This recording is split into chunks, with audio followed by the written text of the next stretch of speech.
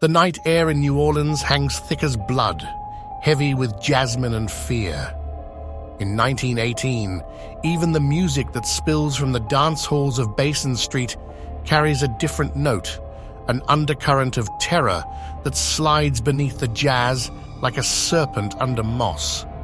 This is a city that has always danced with darkness, but now darkness has a name.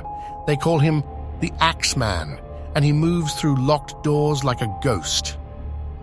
In the humid depths of night, Italian grocers lie awake in their beds above their stores, listening to the whisper of streetcars and distant trumpets, wondering if tonight will be the night he comes.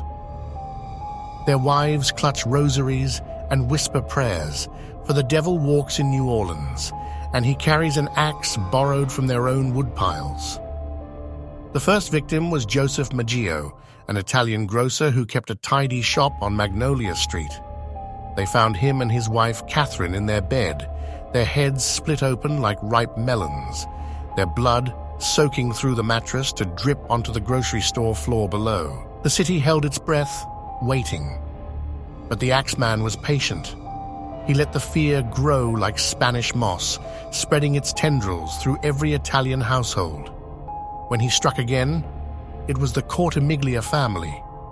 Young Rosie survived, a 2-year-old orphan who would never remember her parents' screams, but would carry their echo in her bones forever. What kind of monster, the newspapers asked, could split open a family like a rotted log? But New Orleans knows monsters. This city was built on the backs of pirates and slavers, voodoo queens and vampire legends.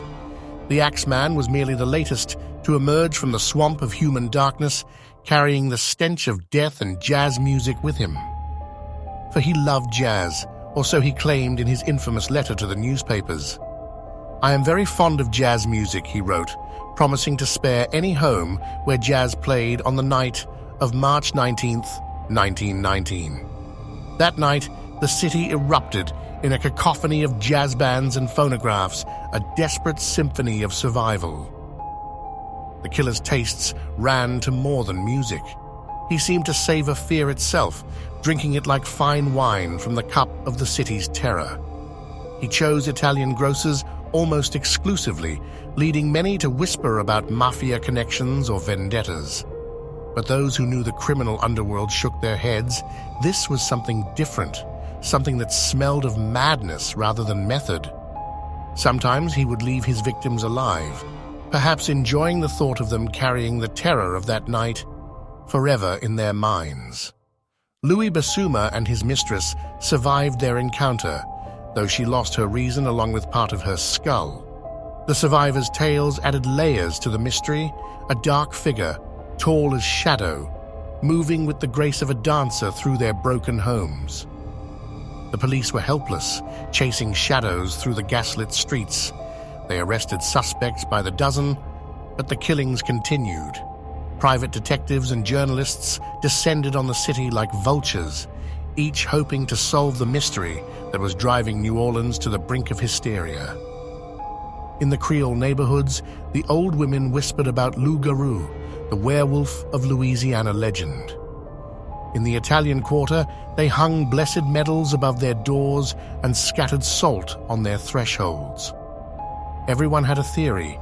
Everyone knew someone who had seen him.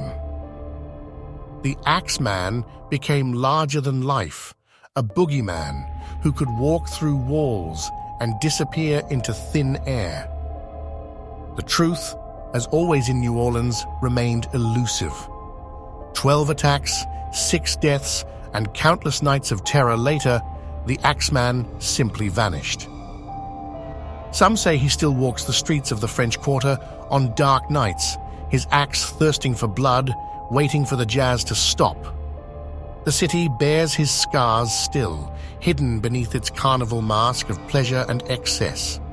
In certain old groceries, now converted to tourist shops or cafes, you can still see the patched panels in back doors where an axe once gained entry. The great-grandchildren of his victims still tell the story, embellished now with generations of imaginative detail, but no less terrifying for all that. New Orleans recovered, as she always does.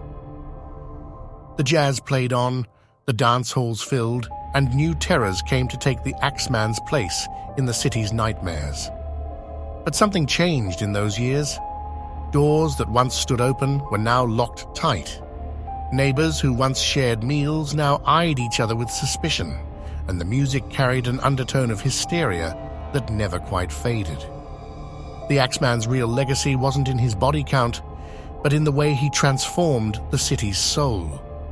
He taught New Orleans that evil doesn't always wear a recognizable face, that it can move among us unseen, striking without warning or reason. He showed that even in a city accustomed to death and darkness, there are depths of terror yet to be plumbed. The official records say the Axeman vanished in 1919, leaving his bloody work unfinished. But in a city where cemetery gates are locked at sundown and voodoo queens still hold court, endings are never simple. Ask the right questions in the right bars on Dauphine Street, and they'll tell you, sometimes when a jazz band hits a wrong note, the music sours into something darker, the sound of steel on wood, of doors swinging open on empty rooms, of an axe keeping time with the devil's bloody song.